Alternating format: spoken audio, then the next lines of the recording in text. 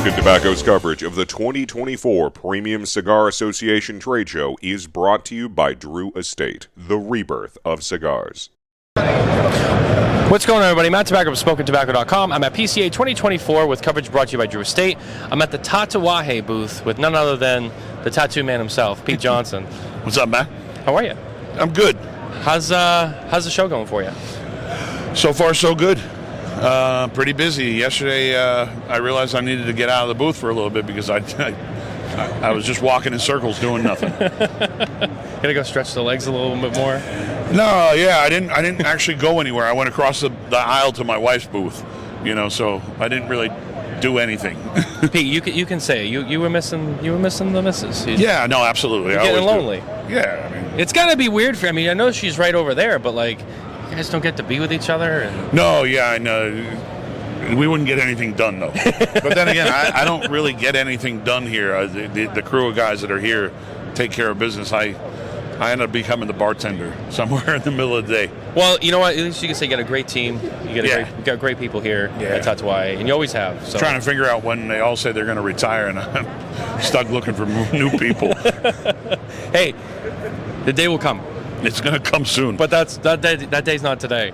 In the meantime, you got the same booth, awesome booth, the black and white. It's badass. It's perfect for me. Yeah, it's perfect for you. It looks great. I'm a Steve Jobs type of guy where like I want to have the same uniform every day. Yeah. My wife tries to dress me up, and I'm like, honey, I love my jeans and I love my T-shirts.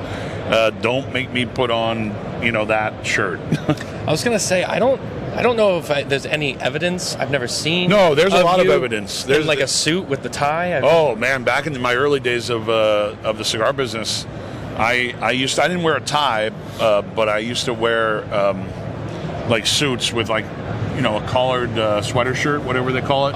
Okay. Sweater, long sleeve sweater, collar. That way, if I took off my jacket, I still looked fancy. Yeah. I thought I had to be someone else. Like, I'm in the cigar business. I got to look the part.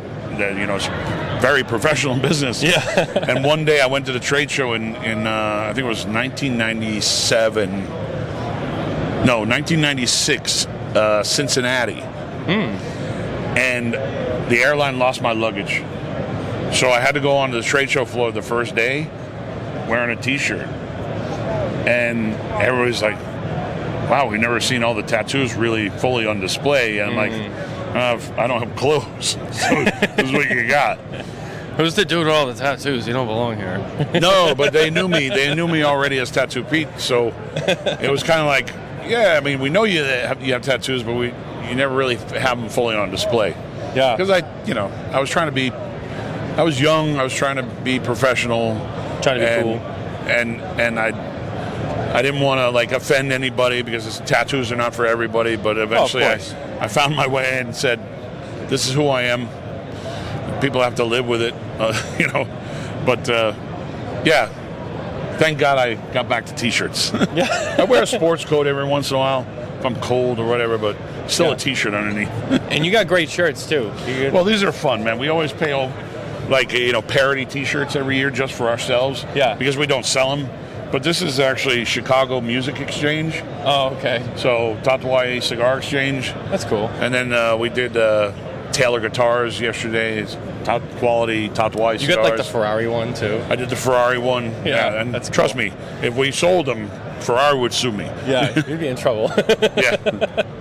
Well, Pete, I was looking at your display cases in the booth. You got some interesting stuff on display. Really excited to hear more about it.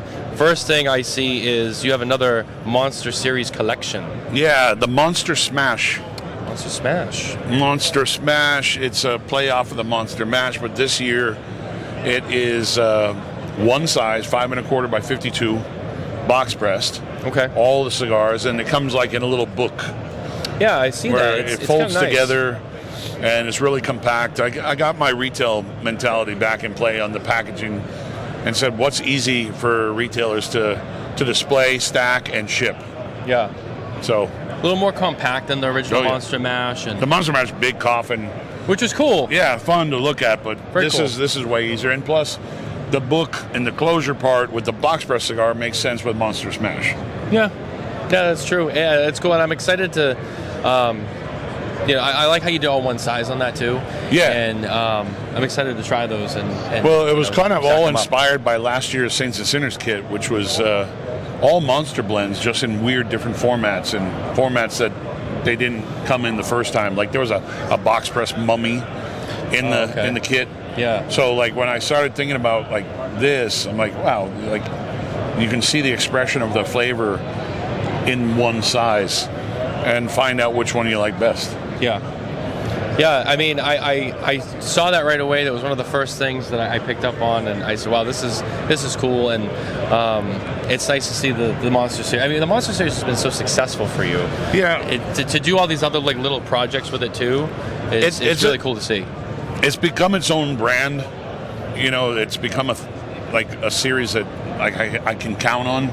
Yeah. Not every year, but I mean, obviously I do the regular Monster every year. The specialty items come out once in a while. Of course, we have the Lancero samplers and the Cazadores samplers in the Monster series, but those are only the first 10. Right. So, yeah, it's definitely a project that I like doing. But if you talk to some other people, like, man, I have all these monsters in my collection. It's like a really wide portfolio now. Oh yeah. Very wide. And then next to that, I see you got a cigar that celebrates your 50th birthday. Yeah, I'm 53 now. Yeah. You wear it well, too, I got to say. And I'll be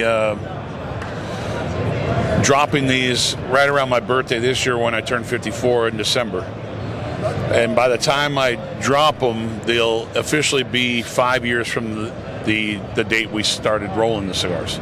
Yeah, we were talking about this before we started filming. You had said that they were repackaged and that the boxes have been stamped with both the original packaging date and the new packaging. Yeah, because we date stamp when they get boxed. Right. It's not the date stamp of when they were produced. Correct. So these were rolled in 2019. Well, started rolling in December 2019. There's only 5,000 cigars of each by one roller in Miami. And then in December of 2020, I put them in 50-count cabinets, in foil paper and 50-count cabinets, and I decided to let them rest for a while. And then the price slowly started creeping up. And I was like, okay, what's more accessible to people? The 10-count box. Yeah. So I moved into a 10-count box. It's more accessible price point-wise for someone to buy 10 cigars than a 50-count cab. Some of the true cigar nerds like myself are like upset that I changed the 50-count cab to 10 counts because they wanted the 50. Yeah. But then again, it was only 150-count cabs of each, so not a lot. Yeah. So when I repackaged them, I put the date stamp from the first old boxes on there so people know that it was once packaged in December of 2020, and then the September of 2023 is when we repackaged them. So you see the new box date stamp. Oh, that's nice. Yeah. That's cool. And I know a lot of people... It's something that Cuba used to do years ago. Like when they would inspect a box, sometimes they would put another date stamp on it.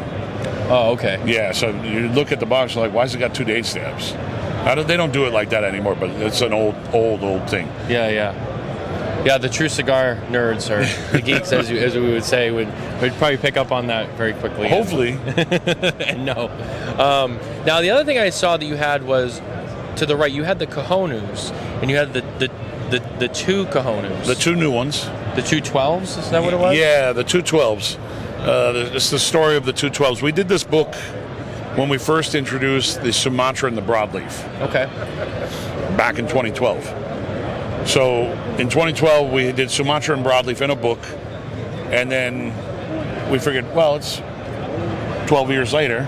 Why not do another book at Corojo and San Andreas, put them in the lineup, and do another book to introduce the Corojo and the San Andreas. But also, this is our way of introducing our new format of our Cojonú boxes to 21-count boxes. Yeah, nice. So we downsized from a 25-count down to a 21, more accessible for a consumer at an event. They can buy a box of 21 instead of 25. But also on the shelf, when you get to the bottom of a 5-stack box, 5 on 5, and you get to the bottom of it, visually it starts looking empty. But on a 3-high, it doesn't look empty. You can actually see every cigar in the box because it's a low shoulder. Right. That's another reason why we did it. Always thinking outside the box. Well, no just pun thinking, intended. well, I mean, there's another reason there too, because I wanted a little wider footprint. Yeah. I mean, you can put all, like in the 25 counts are really skinny, but I wanted to stretch our footprint a little bit. And visually on the shelf, it looks a lot cleaner. Oh, that's really nice. Yeah, I mean, the marketing and the presentation of the products is something we don't talk a lot about, but I know it's important for you and the retailers. I mean, I have simple packaging, simple marketing. Very simple.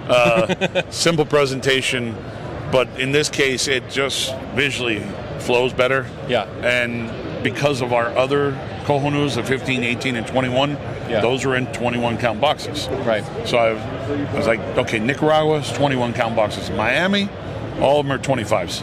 Okay. Yeah. And those aren't changing. Those are not changing? No. Okay, good to know. No, Miami stays Miami. Like, even to the point where I don't cellophane cigars in Miami. Okay. Yeah. Now, a couple cigars, but not the usual regular production. Yeah. It's a thing for me. I case by case basis? No, like on occasion I'll pack some boxes of 1 or 2 sizes in cellophane to send to like the dry states. Yeah. Or in the case of like some of the more expensive cigars in Miami, I want to put them in cellophane for protection during transit. But like in the case of the 50th birthday cigars, which are going to be in that price range, right? Yeah. Those are not cellophane. They're just packed in a foil bundle of 10. So they have the foil around them. Yeah. Okay. Yeah. Which is one of my favorite things about your packaging. Like when you open the box and you see the foil, it's I don't know what it is. It's an old Cuba thing, and I've been doing it since I started the brand 21 years ago. I love the tradition, and I love carrying, on some of those old packaging things. It's part of who I am. Yeah. Now, in addition to everything over here, on the far end, those are all new products as well, right? New products, limited products, a lot of limited runs of like 1,000 boxes, 1,500 boxes. Not huge productions. Surrogate Big Ten LLE, which is like a long Lonsdale in the round, 1,000 boxes. Côte d'Or Latache by Atelier, which is a throwback to something we used to do many years ago. 1,000 boxes of 10 of those. And then 1,500 boxes of the limited Lonsdale Extra LLE broadleaf, which is a box press Lonsdale Extra. So those are all coming later in the year. Okay. Those are fall? What's that? Like fall? Yeah, but summer and fall. Okay. But they're not being sold yet. The only thing that's being sold are the 2015 broadleaf and the 2018 broadleaf, which I failed to bring display boxes to the show. Uh-oh. And we only brought one of the cigars for samples, so people are selling it, but my bad. Hey, shit happens. Yeah, I can't remember everything. But we're selling those, and we're selling the Kohonu set. Okay. But everything else is on like the allocation base. Okay. And the reps are going to allocate those numbers later on. They're not even in the system for people to order. Oh, okay. So we used to do that a lot. We used to do these coming in the show. We'd let people order it, but then we're like backtracking and having to call every retailer and say, "Hey, you still want the 5 that you ordered?" And they're like, "No, cut me to 3, or can I get 6?" Yeah. And we're like, "Let's keep the 5 and we'll see what we can do." But it was like double it up. Yeah. I'd rather ship it as soon as we sell it. Right. That way it's a lot easier for us mentally too. Yeah, of course. Yeah, you got to do what works for you, right? And also try to make it work for the retailers, but yeah, it was a lot of backtracking. Yeah. And it just didn't make sense. Yeah, of course. Well, Pete, I don't want to take up too much of your time. You're good, man. I appreciate you taking the time to talk to us. I always appreciate you taking the time to do this. Yeah, absolutely. So, I mean, I'm not going to miss this booth. You take the time out of your own schedule to come to the show and promote the industry, so thank you for that. Oh, thank you. Yeah. Thank you. Yeah, I think I say that every year to you. You do, and I appreciate it. It's very nice of you to say. We love being here, so thank you. But good luck with the rest of the show. Thank you. Good luck with the rest of the year. Should be we have the rest of the year. I know. It's so it's a weird. show. So weird. We're in March. I know. Well, guys, stay tuned for more coverage from PCA 2024, brought to you by Drew Estate. Take care.